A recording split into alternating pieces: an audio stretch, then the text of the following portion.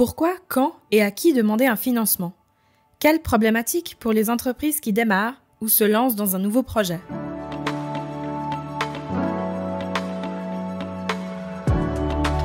Financement des entreprises, méthodes bancaires et alternatives. Quand on démarre une demande de financement, déjà, on va commencer par poser les premières bases de son entreprise ou de sa future entreprise. On va commencer par rédiger peut-être quelque chose qui va ressembler à un business plan, donner une structure à sa future entreprise. Ensuite de ça, on va commencer à poser des chiffres. Pour pouvoir poser des chiffres, il va falloir aller chercher des prix, bien sûr.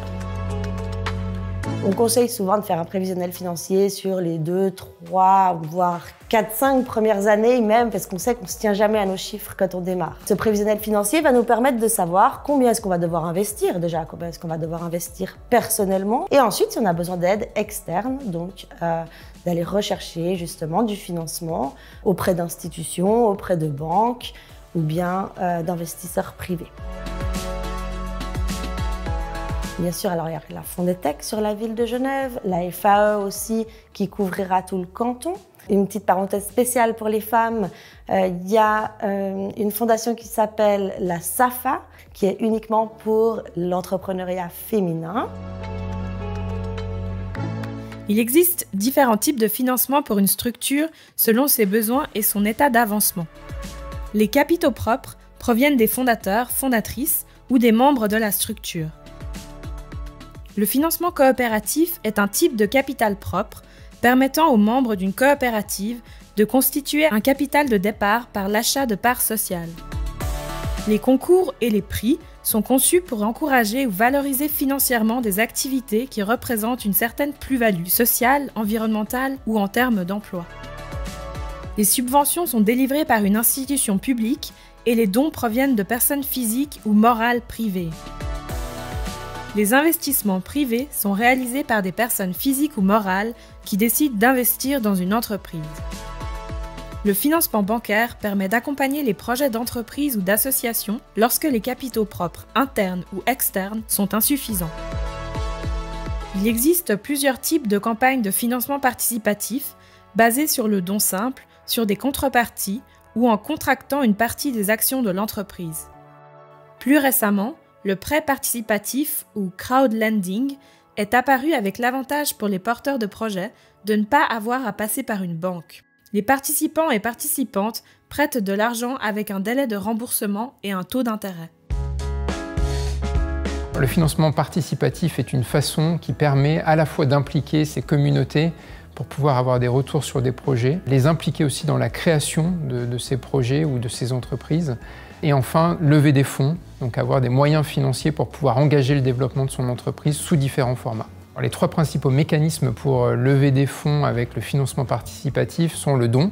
Il y a aussi le prêt qui permet de prêter de l'argent pour avoir accès à un produit. Les précommandes qui permettent de précommander un produit ou un service qui n'existe pas encore et qui va exister plus tard pour soutenir un projet. Et puis l'investissement au capital d'un projet ou d'une entreprise. Pour réussir son financement participatif, il faut déjà avoir une communauté, ou en tout cas essayer de la créer et contribuer à l'implication de cette communauté, c'est un élément très important. Aussi soutenir une cause, c'est quelque chose qui est fondamental. On voit que tous les projets de crowdfunding s'appuient sur cette cause. Et puis avoir enfin une contrepartie, souvent cette contrepartie est liée au mécanisme de crowdfunding que l'on aura choisi. Le financement bancaire, il est utile pour accélérer la croissance de l'entreprise. Une fois que l'entreprise a lancé son idée, a eu quelques mois ou années d'expérience, qu'elle a validé le concept et puis le succès de ses produits ou de ses services, l'objet du financement bancaire, c'est de prendre le relais des fonds propres qui ont été investis par les fondateurs ou par les actionnaires de l'entreprise. Et c'est à ce moment-là qu'il faut venir voir la banque avec un dossier qui est bien préparé et une idée très précise des besoins de l'entreprise et de l'utilisation des fonds qui en sera faite. Souvent, on n'a qu'une chance en fait lors d'une demande de financement. Donc il faut arriver préparé et avec tous les détails en tête et un dossier bien ficelé pour espérer obtenir un financement bancaire. Plus le cycle de vie de l'entreprise est jeune, plus les garanties qui seront demandées par la banque pour mettre à disposition un financement bancaire seront importantes. Dans les garanties principales que l'on peut citer, il y a celle des offices de cautionnement qui permettent en fait de garantir la banque contre un risque de défaillance de l'entreprise, ou alors les garanties de type personnel comme des cautions solidaires par exemple. On peut citer deux principales formes de financement. La limite en compte courant, qui est une limite qui va financer le cycle de vie de l'entreprise, son besoin en fonds de roulement. C'est une forme de financement qui est très flexible puisqu'elle permet de combler un déficit de trésorerie sur le compte courant de l'entreprise. La deuxième possibilité de financement, c'est le crédit d'investissement. Ce crédit d'investissement permet de financer un objet précis que l'entreprise souhaiterait acquérir. Donc on peut parler d'une machine, d'un bâtiment, de besoins d'investissement précis pour permettre à l'entreprise d'assurer son développement. Les deux principales formes de structures juridiques que sont la SARL et la SA sont celles qui ouvrent le plus de portes en termes d'obtention de financement ou de garanties de type cautionnement. La plupart des banques octroient des financements uniquement à ce type de structure. Auprès de la banque alternative, on est davantage ouvert, à savoir qu'on accepte d'octroyer des financements à des sociétés qui ne recherchent pas la lucrativité en premier lieu, et donc l'octroi de financement auprès de structures coopératives ou d'associations.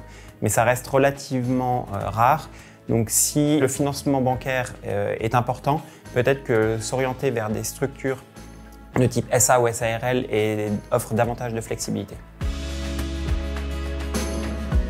Il existe cependant des exceptions où le financement bancaire peut intervenir un peu plus tôt dans le cycle de vie de l'entreprise en fonction de particularités de l'entreprise.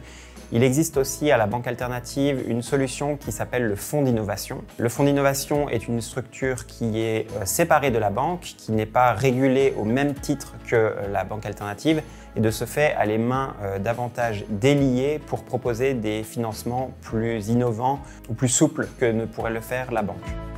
Pour plus d'infos sur le financement des entreprises et sur d'autres bonnes pratiques, retrouvez nos fiches thématiques et les capsules vidéo sur le site d'Après, le réseau de l'économie sociale et solidaire.